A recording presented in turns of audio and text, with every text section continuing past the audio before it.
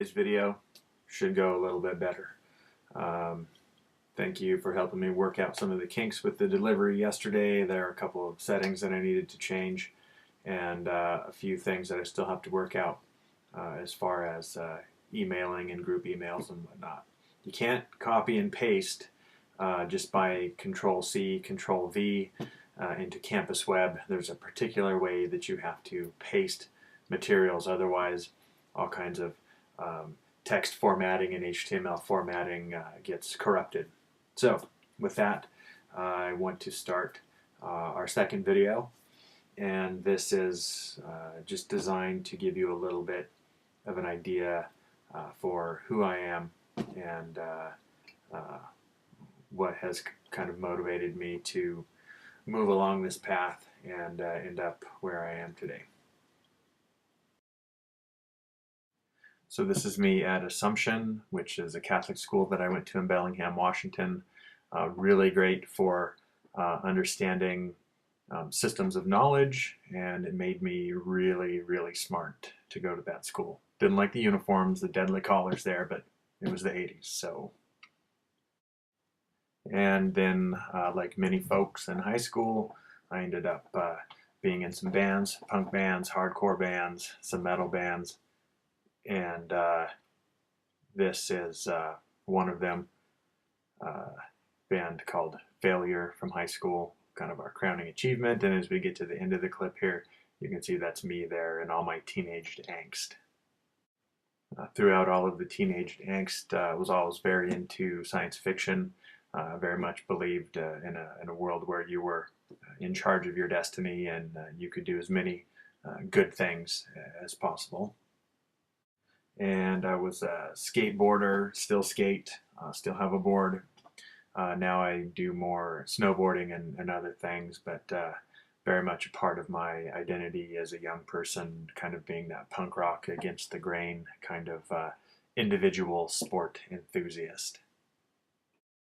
Even in and around college, still was a skater, but eventually discovered motorcycles. So one of my favorite pictures, I am sleeping just outside of Billings, Montana, on a trip back from Sturgis, South Dakota.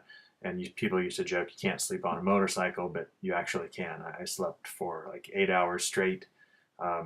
Was a really good trip. Again, just me getting out there, wanting to see a little bit of the disorder in the world. And this is one of my favorite pictures.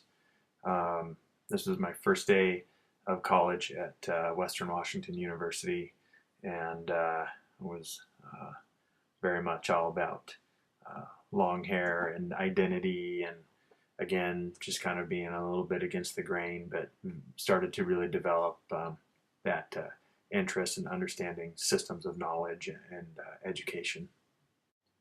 And what can I say? Every once in a while you've got to go to a playground and just have a little rodeo. Here I am joking around. This is outside of Nelson, British Columbia, just hanging out, riding a play horse. Then later on in my life, I served in the United States Army. I was a 19 Delta, which is a reconnaissance scout in the 15th Cavalry out of Fort Knox, Kentucky. And unfortunately, I was diagnosed as a type 2 diabetic and ended up not being able to do that particular job. And once I was diagnosed, I spent quite a bit of time just hanging out at Fort Knox, listened to a lot of music, wrote a lot of letters, and got to spend some really amazing time with people returning from theater. Every once in a while, did get to do some good stuff. I got to help out in a lot of training scenarios, playing the role of Op4, which stands for opposing force. So when people were trying to work their way through various obstacle, terrain, that kind of thing, I got to be the guy that pretended I was the bad guy. Eventually made it home and got my GI Bill money, went back to school, doing a little mathematics at Washington State University's School of Economic Sciences, where I got my master's degree in mathematical economics. Studied a lot of math, started to go down that quant road, quantitative analysis. I met my wife Anita in Spokane, and after a year or so, we got married. This is a picture from our wedding. We had a really cool wedding photographer who said, do something crazy. So my wife decided she would do the old wedding day karate kick. And this is just one of our favorite places in downtown Spokane. It's a really nice mural.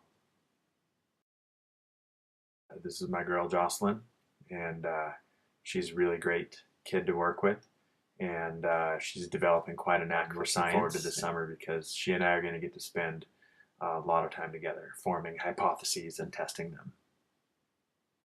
The more time I spent in and around school, graduate school, doctoral program, Gonzaga University, the more I just really settled into family life. Here I am holding one of Jocelyn's dolls. We had a long discussion about getting this doll, and she posed a really good argument and was successful. And from dolls to cats, this is we India. Also have a dog named Sue. The dog just loves the cat. The cat hates the dog pretty much. And this picture really sums up her attitude. She's a little bit sneaky, a little bit of a bad attitude, and always on her toes. And this is me carrying the eagle staff at one of our traditional powwows in Creston, British Columbia. A singer and a dancer. I've been doing that forever. And it's one of the ways I try and stay very connected to my community. Here I am with our chief and council and our Veterans Society. This is a part of my life that's really important to me. One of the things I used it for was to kind of help me find some stability and some structure and identify some needs that I wanted to dedicate myself to. This is actually at the signing ceremony when I finished, when I successfully defended my dissertation. And I found a way to really combine my life as a Native person and those views and those needs with my education, particularly around health and wellness and community resilience.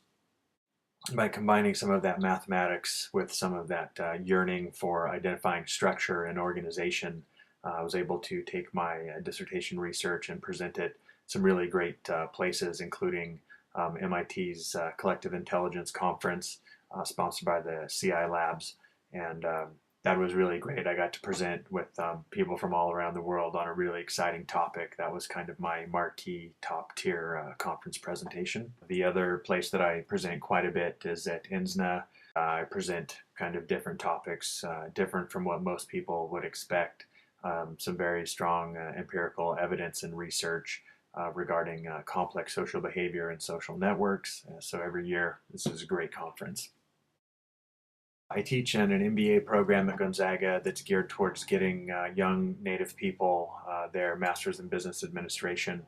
And this is one of my favorite pictures because I had asked them if they would walk with me to turn in my dissertations that were getting ready to be bound. And so it was a great honor to be able to walk over with them and spend that time.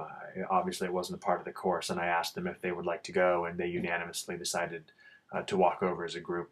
So this picture really kind of embodies that idea of education and community and togetherness. And this is from Hamburg, Germany. INSNA this year, amazing lecture hall under this dome at the University of Hamburg. It was really a great experience. It was my first trip to Europe. I got to meet some incredible people and talk about some great research. This was really a fun experience. Just last week, I was the keynote speaker at a youth and educators conference in Castlegar, British Columbia. I got to give a great 2-hour speech on the use of communities of practice and boundary objects in facilitating community resilience. So looking at some of that disorder, some of that lack of structure, that crisis, and how myself and my family and my community has been able to cope with some of those things and use them to strengthen our community presence.